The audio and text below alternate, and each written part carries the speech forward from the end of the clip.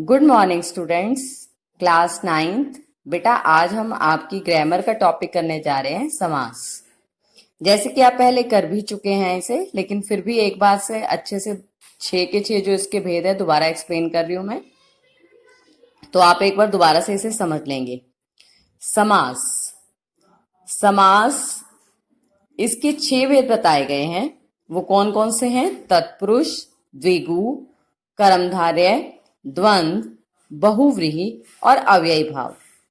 तत्पुरुष समास, जिस समास में उत्तर पद विशेष्य होने के कारण प्रधान होता है और पूर्व पद विशेष्य होने के कारण गौण, मतलब कि प्रमुख जो है वो रहेगा आपका उत्तर पद और जो दूसरा पूर्व पद है वो गौण हो जाएगा, उसका जो है कम योगदान रहेगा। जैसे समस्त पद, पूर्व पद, उत्तर पद और विग्रह। आपको ध्यान रखना है कि आपके पास एग्जाम टाइम में अगर समस्त पद गिवन है तो आपका उसको विग्रह करना होगा, और अगर आपको विग्रह दिया जा सकता है तो आपको बताना होगा समास का नाम भी, और मे भी आपसे पूछा जाए कि समस्त पद भी करो, तो आपको दोनों चीजों को ही ध्यान में रखना है। देखिए अब कैसे। समस्त पद, समस्त पद का मतलब ही क्या है? समस्त मतलब पूरा और पद मतलब शब्द, पूरा शब्द। युद्ध क्षेत्र, अब जैसे कि आपके पास ये शब्द आ गया युद्ध क्षेत्र, तो आपको इसमें ध्यान देना है कि इसमें पूर्व पद क्या है, मतलब कि पहले का शब्द कौन सा है? युद्ध। और उत्तर पद मतलब कि पीछे आने वाला, यानी कि बाद का पद, बाद का शब्द, तो वो क्या है? क्षेत्र। तो इसका विग्रह जब हमने किया तो क्या हो जाएगा? युद्ध का क्षेत्र। सेकंड देखिए, राजकुमार, पूर्व पद क्या बना? राज, और उत्तर पद हो गया कुमार, विग्रह बना राजा का कुमार, यानी कि राजा का बेटा। रसोई घर, रसोई पूर्व पद और उत्तर पद क्या हो गया? घर, रसोई के लिए घर।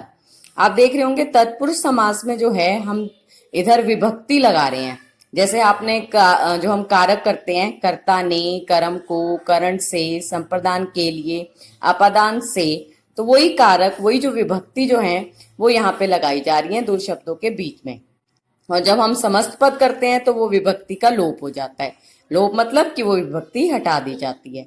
इस समास में दो पदों के मध्य विभक्ति चिन्हों का लोप हो जाता है।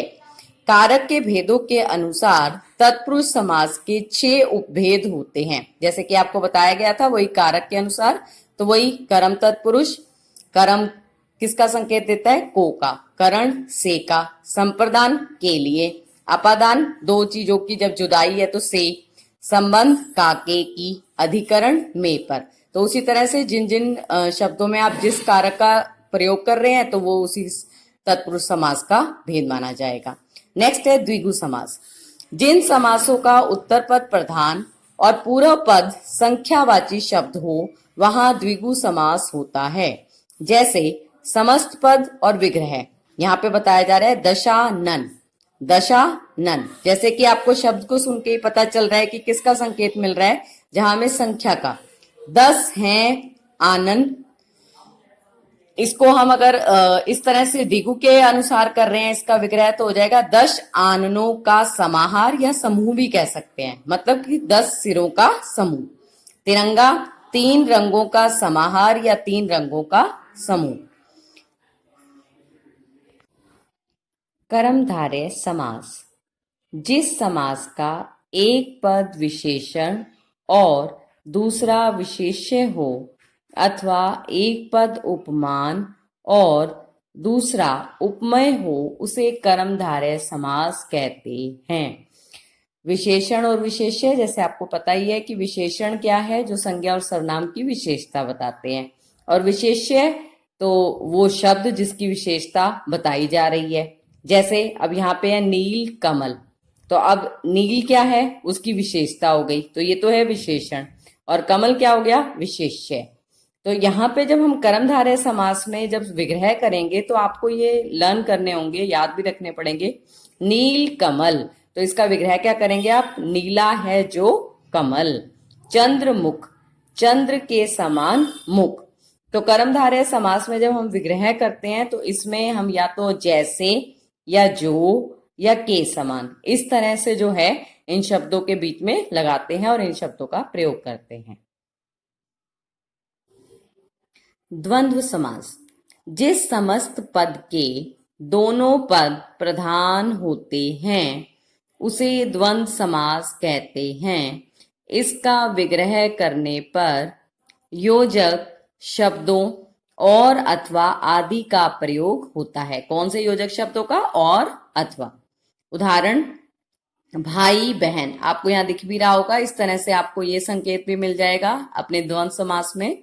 तो इसको आप जब विग्रह करेंगे तो क्या कर देंगे? भाई और बहन, पाप और पुण्य, मतलब दोनों की प्रधानता बनी हुई है, दोनों ही अपने आप में इंपॉर्टेंट कहे जा रहे हैं। तो इसलिए इसको जो है आप बराबर का ही समझेंगे एक तरह से, तो उसके लिए कहा गया है द्वंद्व समास। नेक्स्ट है बहुव्रीहि समास।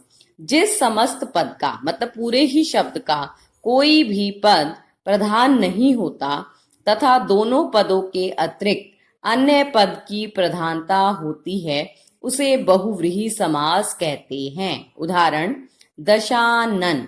देखिए अब दश क्या है? 10, और आनन वही सिर। अब आपने दशानन को पहले किया था, हमने द्विगु में भी किया था, लेकिन वहां पे हमने इसका विग्रह, मेन ध्यान रखना है आपको इसका विग्रह।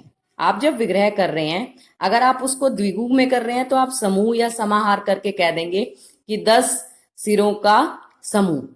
लेकिन जब बहुव्रीहि में कर रहे हैं तो अब आप देखिए इसमें क्या चेंज आ जाएगा। अब इसका विग्रह करते हुए हम ध्यान रखेंगे, हम इसका विग्रह करेंगे 10 हैं आनन जिसके, मतलब ना 10 को अहमियत दी गई ना आनन को दी गई, हमने किसी तीसरे की ओर संकेत कर दिया।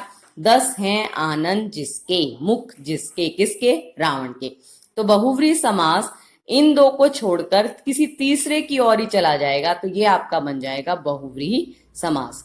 इसका मोस्ट इंपॉर्टेंट रहेगा कि आप इसके विग्रह पे ध्यान देंगे कि इसके विग्रह को करते हुए आप किसी तीसरे की ओर संकेत देंगे और उसे शो भी करेंगे कि आप किसके बारे में बता रहे हैं। जैसे पीताम्बर, पीले हैं वस्त्र किसके? भगवान विष्णु के। तो यहाँ पे आपने संकेत कर दिया, तो ये क्या हो गया? पीले और वस्त्र से हटकर विष्णु के प्रति जो हो गया संकेत कर रहा है, तो ये चला जाएगा हमारा बहुव्रीहि समास। नेक्स्ट देखिए अव्ययी भाव।